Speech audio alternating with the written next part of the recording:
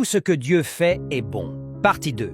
Il était une fois un roi sage et pieux. Peu importe ce qui arrivait dans sa vie, bonheur ou malheur, il répétait toujours avec foi « Tout ce que Dieu fait est bon ». Quand sa femme mourut, il pleura bien sûr. Mais il dit « Tout ce que Dieu fait est bon ». Quand une sécheresse toucha le royaume, il dit encore « Tout ce que Dieu fait est bon ». Son conseiller, lui, était un homme intelligent mais orgueilleux, qui ne croyait pas vraiment en Dieu. Il trouvait cette attitude naïve, presque irritante. Comment peut-on dire que la mort, la souffrance ou la perte soient bonnes, pensait-il. Un jour, le conseiller fut pris de jalousie envers le roi. Il se dit « Je vais lui prouver qu'il a tort, je vais lui faire du mal, et on verra s'il dira encore « Tout ce que Dieu fait est bon ». Il décida alors de tendre un piège au fils du roi, l'héritier du trône. Il savait que le jeune prince aimait aller chasser dans la forêt.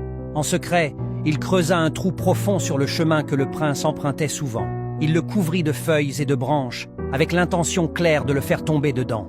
Il voulait frapper le roi là où ça ferait le plus mal.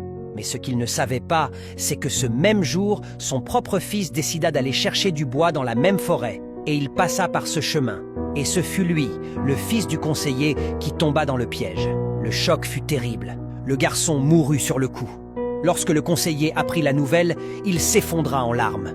Il courut au palais pour avouer toute la vérité au roi, en pleurant « Sire, j'ai voulu tuer votre fils. J'ai mis un piège pour lui, mais c'est mon propre fils qui est tombé dedans. Il est mort, pardonnez-moi. » Le roi resta silencieux un moment, les yeux pleins de compassion.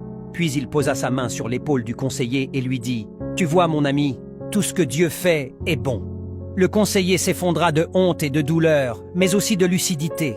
Ce jour-là, il comprit la profondeur de cette phrase qu'il avait toujours méprisée.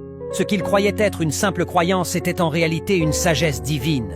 Le mal que tu prépares pour les autres peut revenir vers toi. La justice divine agit parfois en silence, mais toujours avec vérité. Et parfois, ce que l'on ne comprend pas aujourd'hui prendra tout son sens demain.